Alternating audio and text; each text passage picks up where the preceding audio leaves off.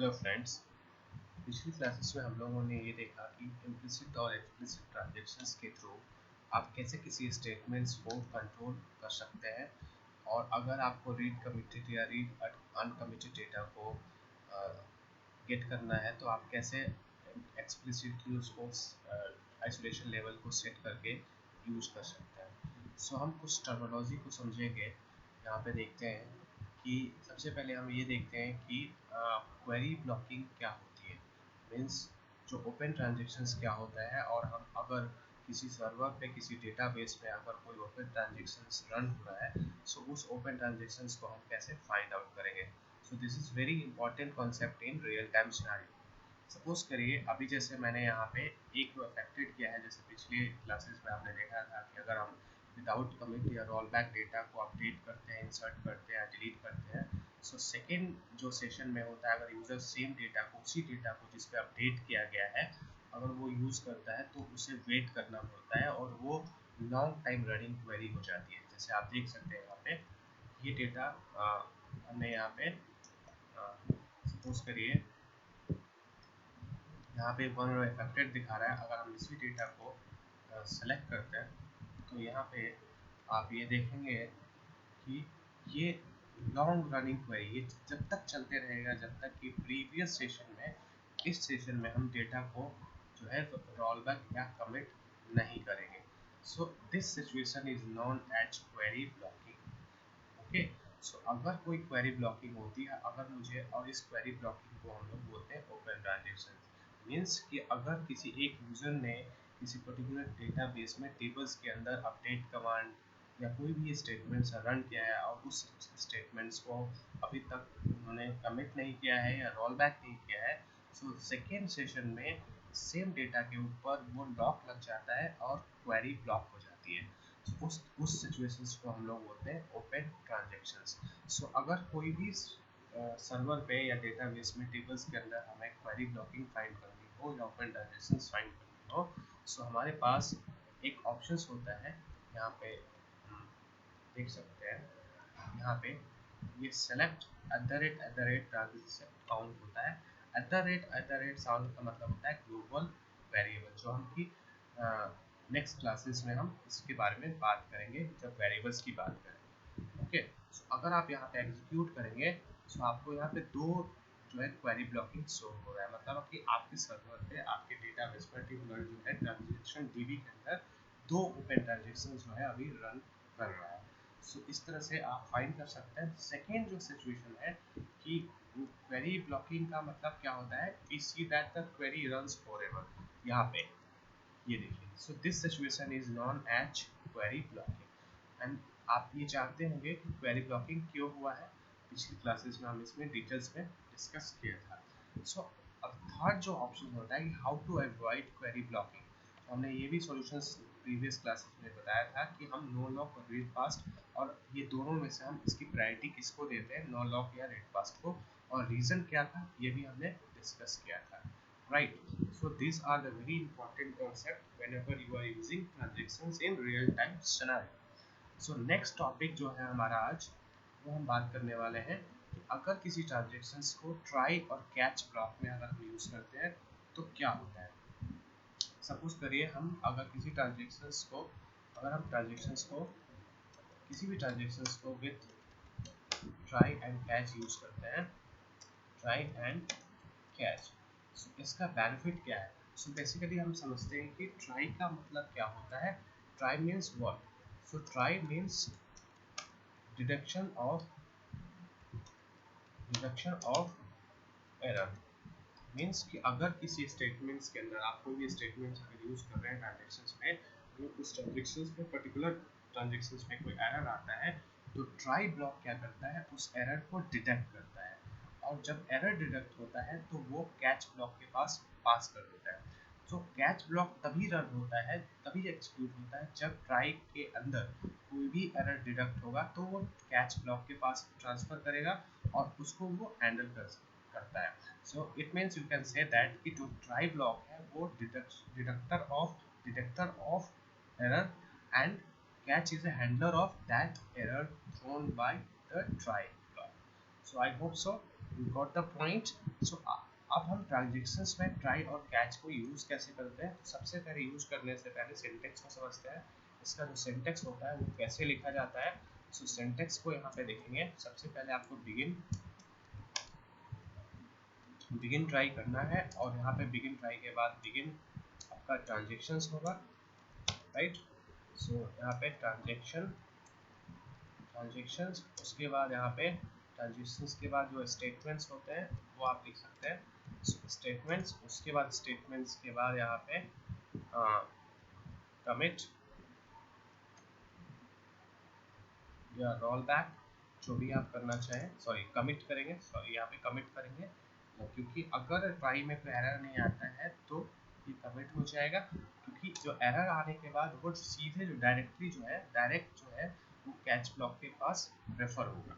सो catch block try के error को handle करेगा। सो यहाँ पे एंड ट्राई करेंगे और फिर उसके बाद हम यहाँ पे बिगिन कैच करेंगे, ठीक है।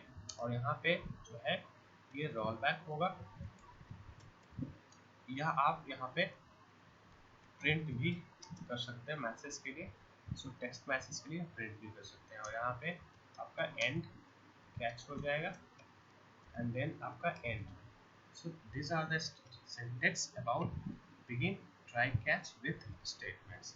सो सिंटेक्स को समझेंगे। अब यहाँ पे हम प्रैक्टिकली इसको देखते हैं कि डेटा को प्रैक्टिकली जो है कैसे यूज करते हैं। सपोज करिए हमारा सिनेरियो क्या है, हमारी रिक्वायरमेंट क्या है कि हम 100 रुपीज़ जो है अमित के अकाउंट से अंकित को ट्रांसफर कर रहे हैं, राइट।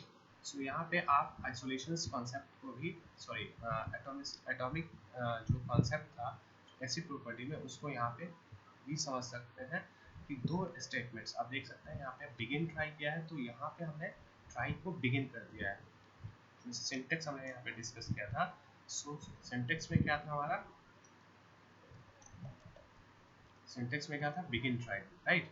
सो यहाँ पे हमने बिगिन ट्राई कर दिया है और ट्राई के बाद यहाँ पे ट्रांजेक्शन्स को बिगिन किया है और बिगिन ट्रांजेक्शन्स के अंदर ये स्टेटमेंट्स है। सो आप यहाँ पे मल्टीपल स्टेटमेंट्स आप सेम अपडेट भी चला सकते हैं या इंसर्ट चलाना तो इंसर्ट। लेकिन यहाँ पे आप देखेंगे यहाँ पे 100 माइनस हो रहा है और 100 प्लस हो रहा है, लेकिन हमने यहाँ पे जानबूझ के सपोज करिए मुझे एरर डिटेक्ट करना है, दैट्स वाई हमें ये दिखाना है। I want to show you कि कैसे जो है ट्राई ब्लॉक कैसे एरर को कैच करता है और वो डिटेक्ट करने के बाद एरर को कैसे कैच ब्लॉक के पास सेंड करता है। सो दैट्स वाई हमने यहाँ पे जानबूझ के यहाँ पे कुछ एरर किया है। अगर आप चाहें तो विदाउट एरर भी सेम आप पास करके ट्राई कर सकते हैं सेल्फ अपने लैपटॉप या मशीन। ओके, सो यहाँ पे देखिए बिगिन ट्रांजेक्शन्स में स्टेटमेंट्स को पास किया और कमिट ट्रांजेक्शन्स मीन्स कि अगर कोई एरर नहीं आता है तो यहाँ पे कमिट हो जाएगा और प्रिंट जो होगा आपके पास एक मैसेज आएगा, user defined transactions committed, otherwise ये अगर कोई एरर आता है तो ये कैच ब्लॉक के पास जाएगा और रोल बैक ट्रांजेक्शन हो जाएगा और आपके पास मैसेज आएगा transactions failed. So I hope so you got the syntax how to use transaction with try catch। okay, so यहाँ पे इस बार हम इसको रन करके एक बार चेक करते हैं। so यहाँ पे देखिए 1 row affected, 0 affected and transaction failed। अब 1 row affected का मतलब यहाँ पे क्या है, क्योंकि जो फर्स्ट स्टेटमेंट है वो आपका सही है, सो 1 row affected दिखा रहा है एंड सेकेंड में आपका एरर है। वाई? बिकॉज आईडी कभी भी कैरेक्टर में नहीं था, आईडी हमने इंटीजर लिया हुआ है। आप यहाँ पे देखेंगे, आप चेक कर सकते हैं कि आईडी को आप चेक करने का तरीका क्या है, इसकी अंडरस्कोर हेल्प और टेबल का नाम, तो उसमें सारी डेफिनेशंस आप फाइंड कर सकते हैं कि डेटा टाइप्स क्या है, आपका कौन सा इंडेक्सेस यूज किया है। So all these are you can find that in simple way. So इसलिए ये कैरेक्टर यहाँ पे पास किया है तो एरर डिटेक्ट हुआ और ये देखिए आपके जो एरर आया तो वो सीधे कैच ब्लॉक में गया, क्योंकि कैच ब्लॉक में हमने क्या लिया है, प्रिंट में ट्रांजेक्शन फेल। अब यहाँ पे कुछ कंफ्यूजन होंगे, सो उस कंफ्यूजन को हम आराम से इसको इजी वे में फाइंड आउट कर सकते हैं। Let's see how. सो यहाँ पे सिस्टम डिफाइंड एसक्यूएल सर्वर में कुछ सिस्टम डिफाइंड आपके जो है मैसेज होते हैं, जिसको देखिए यहाँ पे select error message. Okay. So यहाँ पे क्या होगा benefit, let's see after few minutes. So यहाँ पे देखिए सेलेक्ट, यहाँ पे एरर लाइन, ये बताएगा कि किस लाइन पे आपका एरर है। Select error number and sorry, select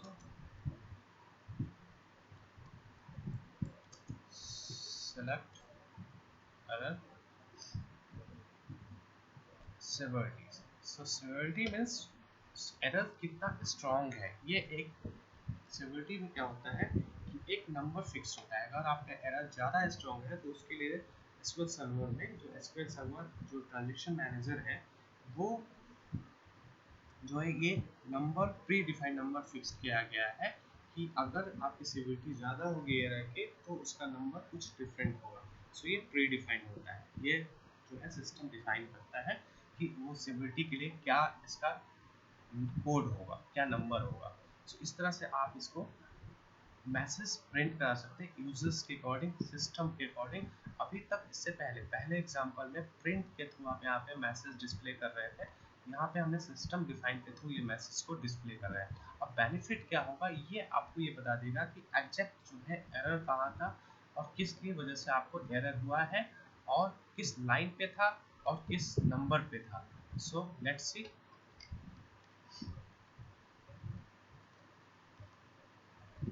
सो यहाँ पे देखिए conversion fail. So this reason behind the conversion fail when converting the varchar, look at this. So because id was integer but I was giving character, so this is the reason behind it and that's why you got this message. So you can get the exact error with the help of this all statements because there are four uh, error message, error line, error number, symbol. So all these are system defined functions आप transactions में use कर सकते हैं। So this is the method you can use transaction with try and catch block. So I hope so ये चीज़ें clear हुआ होगा कि आप कैसे किसी ट्रांजेक्शंस को एक्सप्लिसिटली, इम्प्लिसिटली या ट्राई कैच के साथ आप एरर हैंडलिंग के लिए यूज कर सकते हैं।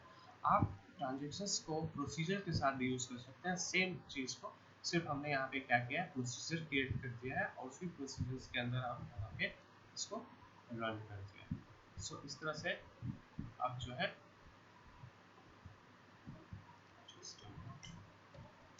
यहाँ पे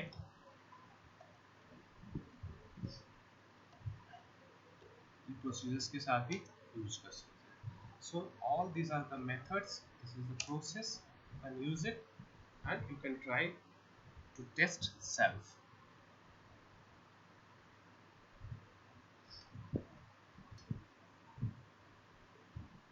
So simple आप प्रोसीजर्स में भी आप उसी तरह से सेम जो कोड है यहाँ पे यूज करते हैं और इसको एग्जीक्यूट कर देते हैं, right.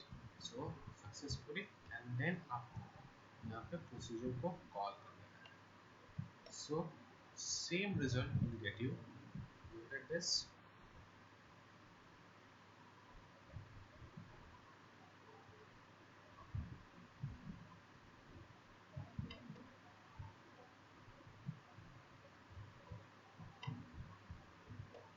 Look at this. So 1 were affected, 0 were transactions failed. So in this way you can use transactions with try catch and you can use transactions with try catch with procedure. So all these are the real time scenario how to handle the transactions explicitly, implicitly and transactions with try and catch. I hope so you will get the right things, right scenario and do hard practice and try the best. Thank you.